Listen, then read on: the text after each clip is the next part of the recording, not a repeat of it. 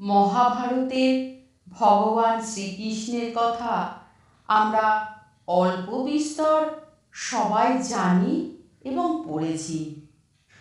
এই শ্রীকৃষ্ণ হলেন শ্রী বিষ্ণুর অষ্টম অবতার। তিনি হিন্দু সমাজে পূজিত হন। ভাদ্র মাসে কৃষ্ণপক্ষের অষ্টমী তিথিতে তার জন্ম, যে দিনটি আজও প্রতি বছর জন্মাষ্টমী হিসেবে পূজিত হয়। ভগবান শ্রীকৃষ্ণ বাণী যথার্থ সাহসী তথা বীরের কথা বলে যারা শুধুমাত্র জয়ের চিন্তা করে, তাদের ভুল শুধরাতে নিজের অপমান বোধ হয় না, বরং তাতে তারা সঠিক শিক্ষা পাওয়ার আনন্দ খুঁজে পান। সেই সময়ের জন্য হেরে গেলেও বারবারের জন্য উঠে দাঁড়াতে শিখে যায়।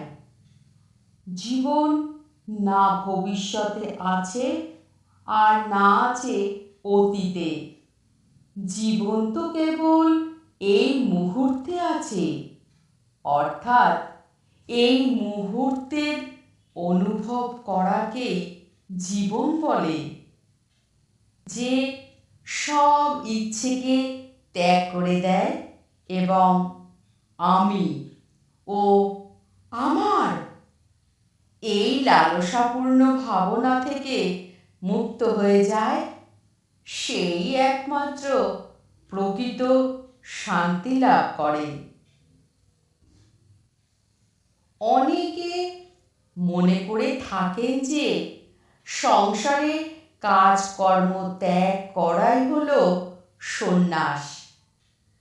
কাজ মাত্রকেই তারা বন্ধন বা দুঃখের কারণ মনে করেন, তাই সকল রকম কাজই পরিত্যাজ্য মনে করেন। কিন্তু তারা ভুল করেন। কর্ম ত্যাগ করা নয়, কর্মফলের লোভকে ত্যাগ করাই হলো আসল ত্যাগ বা সন্ন্যাস।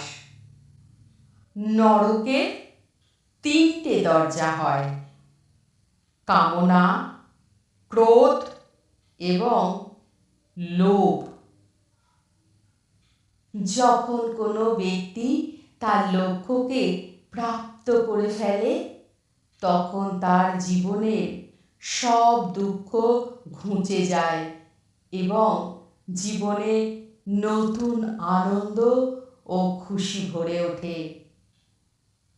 যার কাছে সুখ, দুঃখ, মান ও অপমান সবই সমান, সেই একমাত্র সিদ্ধ পুরুষ। দুর্বলই কেবল ভাগ্যের দোষারোপ করে, আর বীর ভাগ্যকে অর্জন করে। যে কোনো ব্যক্তি যা চায় জীবনে সেটাই হতে পারে, যদি সে বিশ্বাসের সাথে সেই বিষয়ের উপর চিন্তা করে। কর্ম করে যাও, কিন্তু ফলের চিন্তা করো না। অহংভাবই মানুষের মধ্যে বিভিন্নতা সৃষ্টি করে। অহংভাবের অভাব থাকলে পরমাত্মার সাথে বিভিন্নতার কোনো আর কারণই থাকে না। যেটা ঘটতে চলেছে সেটা ঘটবেই, যা ঘটবে না তা কখনোই ঘটবে না। এরকম নিশ্চয়তাপূর্ণ মনোভাব যার মধ্যে আছে, তাকে দুশ্চিন্তা কখনোই কষ্ট দিতে পারে না। বাহ্যিক বস্তু ত্যাগকে বাস্তবে ত্যাগ বলে না। আন্তরিক ত্যাগই হচ্ছে প্রকৃত ত্যাগ।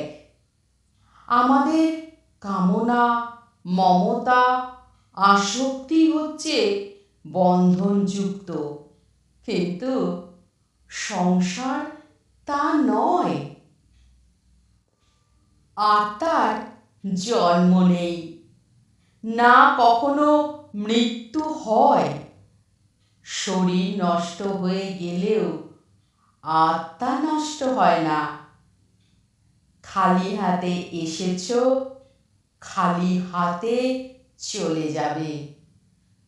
যা কিছু আজ তোমার, সেটা অন্যদিন কারো ছিল। পরশু সেটা আরও কারো হয়ে যাবে। আজ তুমি যে জিনিস নিজের বলে প্রসন্ন, সেটাই তোমার দুঃখের কারণ।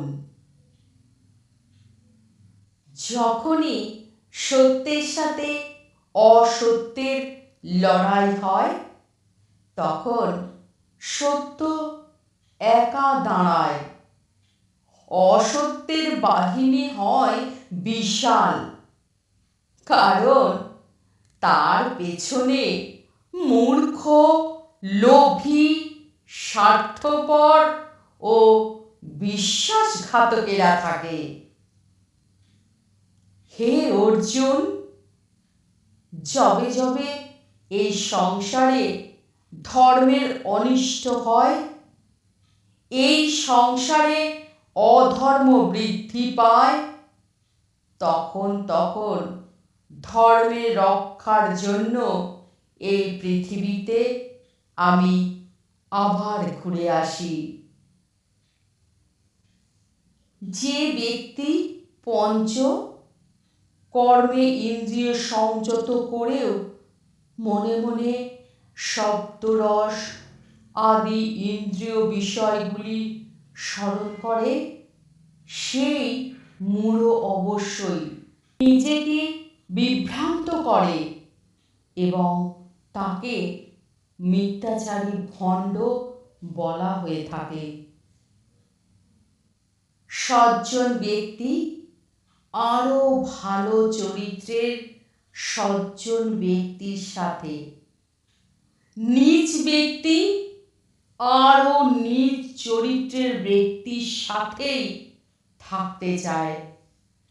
স্বভাব দ্বারা জন্ম যার যেমন প্রকৃতি হয়, সে তার সেই প্রকৃতিকে কখনোই ছাড়ে না। যদি কোনো ঘটনার মানুষ ভয়প্রাপ্ত হয়, তবে তার পরাজয়ই হয়। আর যে মানুষ সব হারিয়েও শান্ত আর একাগ্র থাকে, সেই জয়ী। তোমার কি চলে গেছে? যে কারণে তুমি কাঁদছ? তুমি কি নিয়ে এসেছিলে যা তুমি হারিয়ে ফেলেছ? তুমি কি সৃষ্টি করেছিলে যা নষ্ট হয়ে গেছে?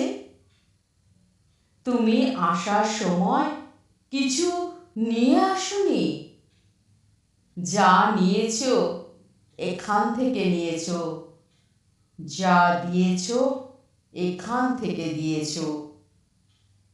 যে প্রাণী লোভ, মায়া, ক্রোধ, অশান্তি, ঈর্ষা থেকে মুক্তি, আমি তার মধ্যে বিরাজ করি। হে অর্জুন, আমি অতীত, আমি বর্তমান, আমি ভবিষ্যৎ, আমি সর্বপ্রাণীর মধ্যে বিরাজ করি। যে প্রাণী আমাকে মন দিয়ে স্মরণ করে, আমি সর্বদা তাদের পাশে থাকি। শ্রেষ্ঠ ব্যক্তি যেভাবে আচরণ করেন, সাধারণ মানুষেরা তার অনুসরণ করে। তিনি যা প্রমাণ বলে স্বীকার করেন, সমগ্র পৃথিবী তারই অনুসরণ করে। সর্বদা সন্দেহ করে যাওয়া মানুষের প্রসন্নতা পাওয়া না এই জীবনে সম্ভব, আর না অন্য জীবনে। উৎসাহ এর চেয়ে বড় বল আর কিছুই নেই। উৎসাহী ব্যক্তি জগৎও জয় করতে পারে। শুধুমাত্র মনই মানুষের মিত্র কিংবা শত্রু হয়ে থাকে। এই সংসার প্রতিটা মুহূর্তে পরিবর্তন হচ্ছে, আর পরিবর্তনশীল বস্তু সর্বদা সত্যই হয়। সময় কখনো মানুষের নির্দেশিত পথে চলে না, মানুষকে সময়ের নির্দেশিত পথে চলতে হয়। যে বিষয়টি তোমার হাতে নেই, সেই বিষয়টি নিয়ে চিন্তা করে কোনো লাভ নেই। অগ্নি যেমন ধূম দ্বারা আবৃত থাকে, দর্পণ যেমন ময়লা দ্বারা আবৃত থাকে, অথবা গর্ভ যেমন জরায়ু দ্বারা আবৃত থাকে, তেমনি জীবাত্মা বিভিন্ন মাত্রায় এই কামের দ্বারা আবৃত থাকে।